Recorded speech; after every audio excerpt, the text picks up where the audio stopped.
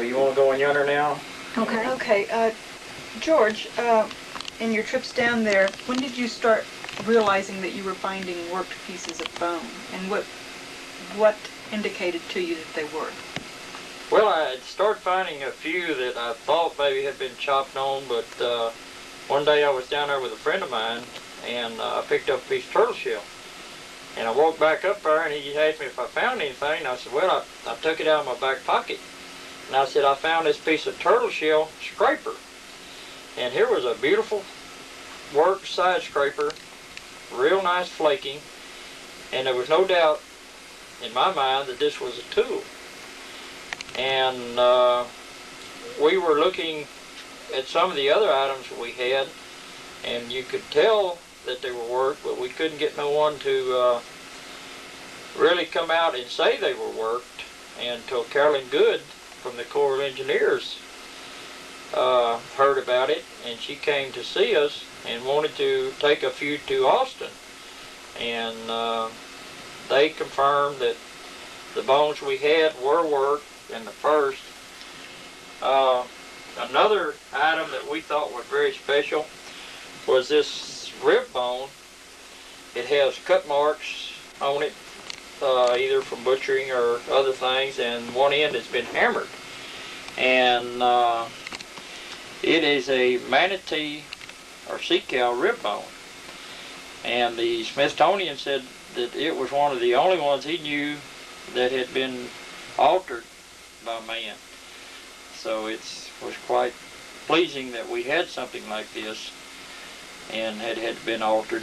George, you want to explain to people how you've marked these bones with your colors? Oh, that's these little color dots here. We had a recent show, and I just put the little dots to kind of point out where the worked areas was, so the average person could see the areas on these bones that were worked. I think one of the most special ones is this Saber-Tooth Cat, and it is probably one of only 2 or 3 in the country that my son found, and he cried when I told him it was an artifact.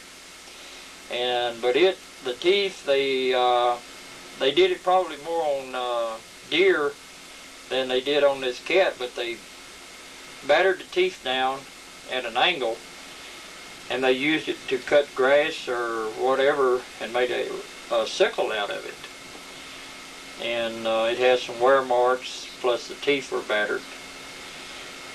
And this was an item that Dr. Ayton was real pleased with.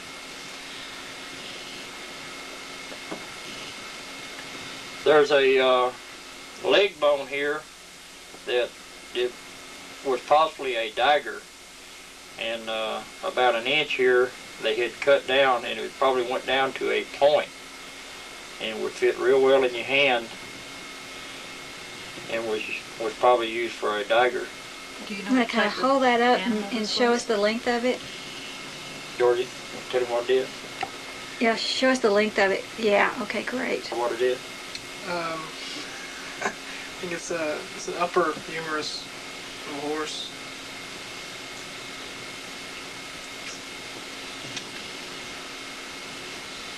Here's another large piece that has some real well designed flaking that they flaked, and it's a turtle shell, and probably was used as a hoe or a digging tool. It fits in the hand real well and was probably used for some type of digging tool.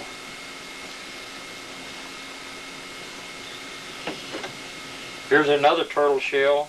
The back part very well defined, and it has a small cup flaked into the front of it, possibly for scraping wood or something that was needed to be a little round.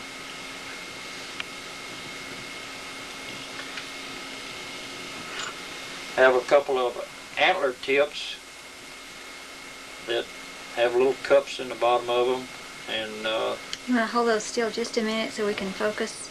Okay. The autofocus is having a hard time here. Okay. Oh, that's great. All right, these were probably was arrows the way they were cupped and made out. This antler here is chipped on the end. It was probably a flaking tool, one of the tools they used to flake with.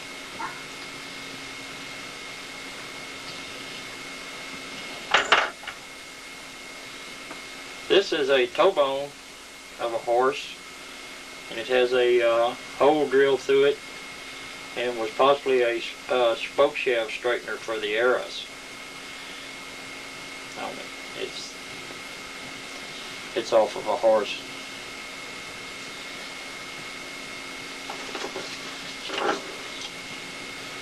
Another turtle shell, possibly used as an embraider. It's wore down and worked squared up around the side.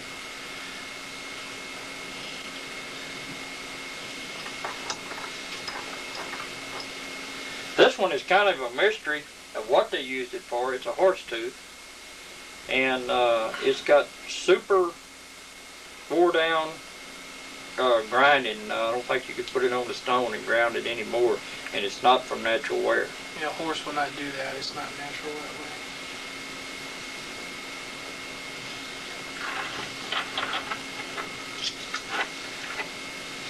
Thumb scrapers, I guess, was real easy to make, and turtle shell, the edge of the turtle shell was evidently quite plentiful, and they've worked them real well on the edges for small scraping.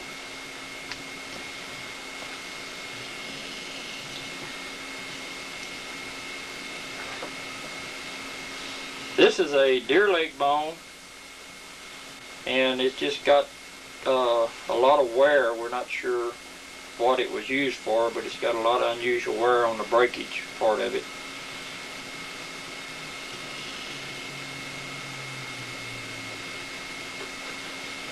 Here was another, it's part of a horse, and these teeth had also been beveled down, but they were completely broke off when we found them.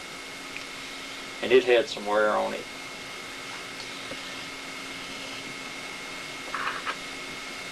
This is a turtle shell, and I have one from modern times, and it presumably might be a button, the way it's shaped.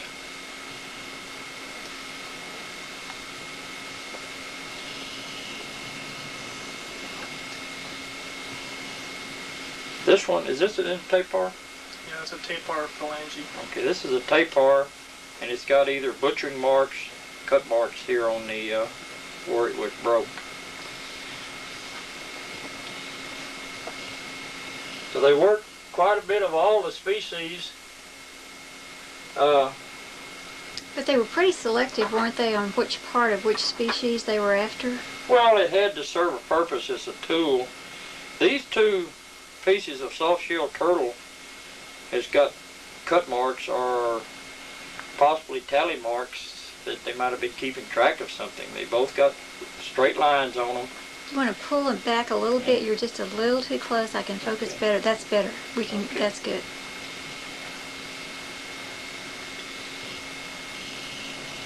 You want to pick that one up, Georgie? And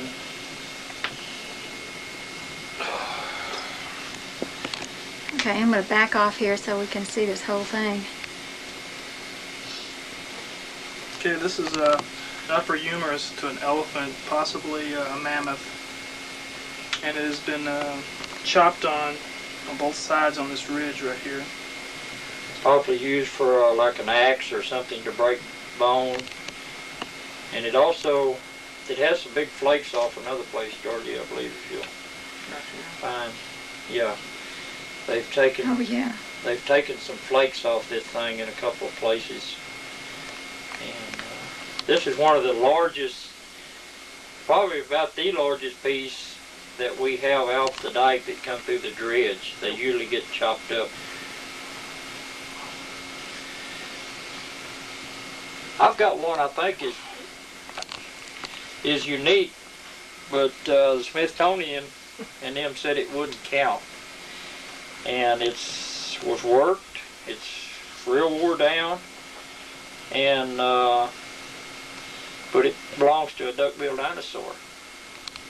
And he said it wasn't supposed to be here. and we found it on the dike. So it was here. They either could have toted it in or whatever, but anyway, they wouldn't consider it up north. So, but it did come from there, and it is look like worked. So I just keep it like it is.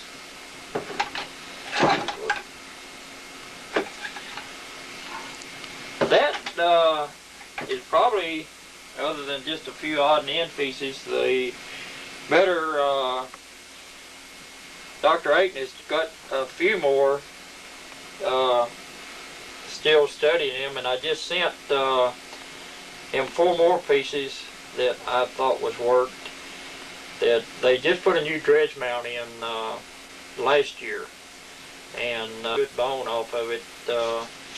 Probably about at least 15 species off of this one new dredge mount, and we'll probably get a chance to look at it when we go out on the dike, because it's about the only one that's left. That's here. These 3 shelves here is all of the bones and stuff. More of them that's off the dike.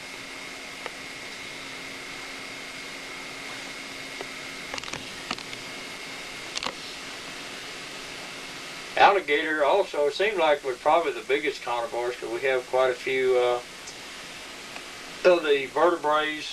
A lot of these with the bumps are alligator. We had quite a few alligator teeth that came off there. This is a horse leg bone, the way it's would fit in the leg. Okay, just a second. I wasn't washing your hands. Are you showing me something here? This is how a horse leg bone, metatarsals, lower metatarsals, and phalanges would fit to the hoof core. Okay, good. Into the leg, just like that.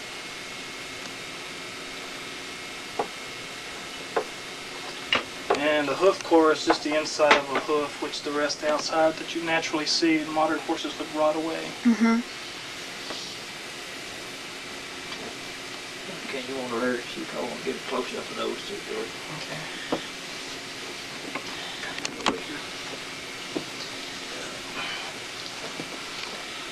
You want to shoot those? Okay, all right. This particular camera, I can get close up far away, but I can't get close up, close up. Would you need to lean them up a little, or can you get it there? I think we're doing okay. Okay. It's not blinking at me, so it's focusing.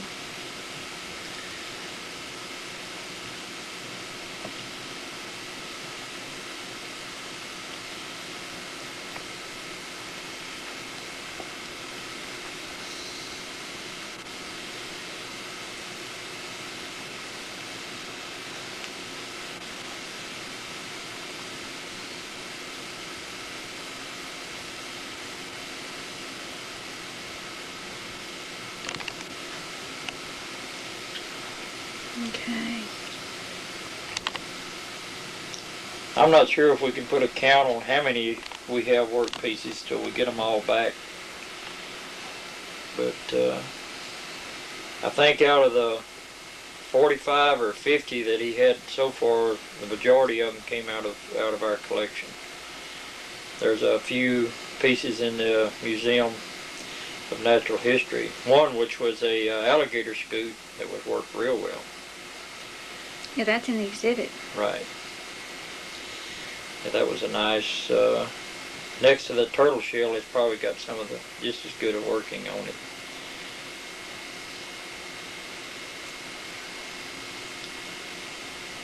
I found an alligator that was notched, scoot that was notched on both sides that he has now.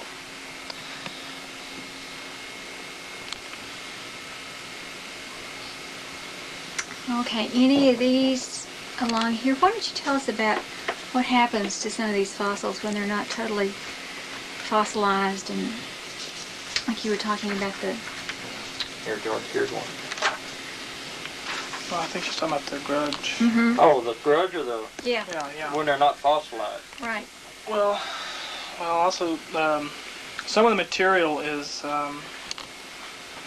it's got a weak form of pyrite that's inside of the bone, and this material exposed to air turns into a light powder. And what it does is when it's exposed to air, it expands inside the bone, which causes it to crack, and then kind of like it expands and kind of explodes from the inside. Yeah, and this happens a lot in bones and a lot it's mainly the horse teeth do a lot of this. You can see where it's cracked all along here. There's yeah, I see that. This is real bad. This is a mammoth tooth, elephant tusk, excuse me. And all this green, I call it a green grudge, but that's just a nickname I have for it. It's a greenish, weak form, weak pyrite, and it's real.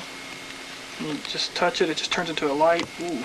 Like the inside, which is strange, the inside is really crystallized and hardened, but the outside is real brittle. It's really weird, and it's really brittle. It just crumbles and powdery. The only thing I can see is just to coat it with something to keep it being exposed from the air.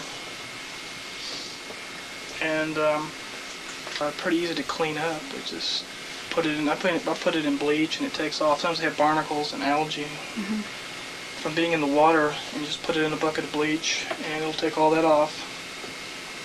And usually just don't coat it or nothing. A few material like this one had the same problem. Had to coat it. There's a greenish, greenish pyrite material. You can see the powderate's inside the bone too, so this piece may later on fall apart because you really can't get on the inside of it that well. Let's show a couple of elephant toe bones. There's a few elephant toe bones, phalanges. Here's a vertebrae off the elephant. Wow. That's the second vertebrae in the elephant's neck. You got some nice teeth up there too. This is a sloth vertebrae, which this critter here. This is another type sloth tooth off a smaller one than the ones we had. On the glyptodont, where their tail comes in, these are the little pieces that goes down the tail. It's armored. It's kind of like, I really can't tell on this model here with the little pieces on the tail, and sometimes along here, little spikes that come off of it. This is an incisor, Camel.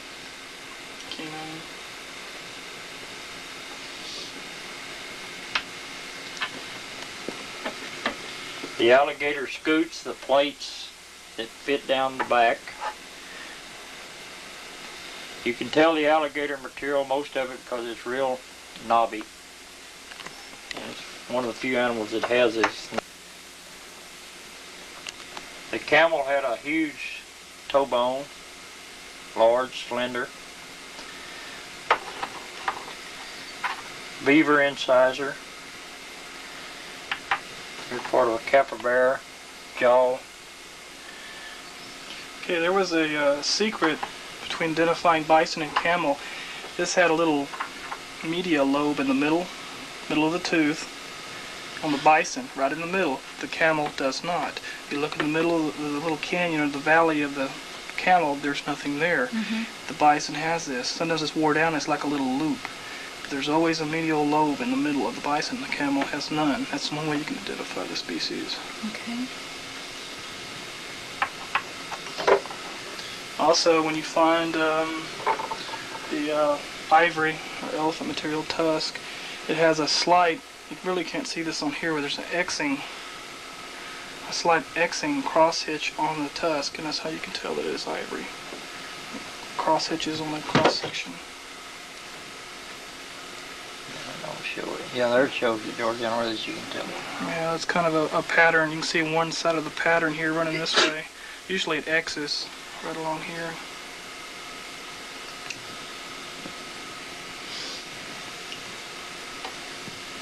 The mammoth and mastodon, the mastodon usually held up pretty good. The teeth, the mammoth were kind of hard to find because the plates broke apart through the pieces plates. So fragments in it. Yeah, Right. just fragments. Because the dentine in between the enamel plates would just break apart. Well, the mastodon tooth mainly is just all enamel, and it's protected all the way around. But they do break up, and you just find chunks.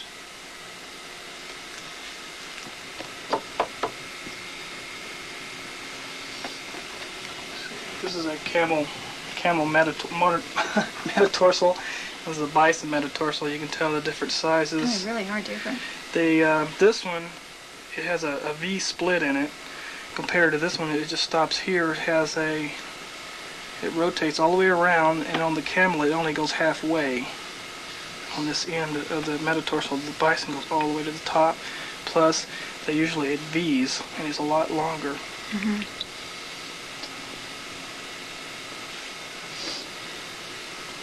Is that bison antiquus or bison? It's bison antiguus. Okay. Antiguus. Whatever. I don't pronounce it right. I say antiguus. I'm not sure how it's. We're communicating. Okay. Well, there was about probably 3 or 4 big that again we say the Indians had a lot to do with these animals becoming extinct, because wherever they were, if there was 50 in a herd, well, they run them over the cliff. And or like the elephants, where they found them in some of the archaeology sites, they might be 6 or 10 elephants. So they just run them over a cliff or got them in a bog, and whatever was there, they killed. And of course, they didn't have no conservation or knew what to do. So that's probably what wiped most of the animals out in this area, was like the giant armadillo and glyptodont. But some of the animals went to South America, like the capybara and tapir, and I believe one species of wild pig, which I don't think we have any species or any bones from those. That's what's unusual. We don't have any pig. Somebody might have found 1 or 2, but it's very rare. The pig is very rare. It should have been here. Fauna, That's which is weird. Yeah. Very, very rare. It's just not here. That's something that should have been there, but it's not for some reason.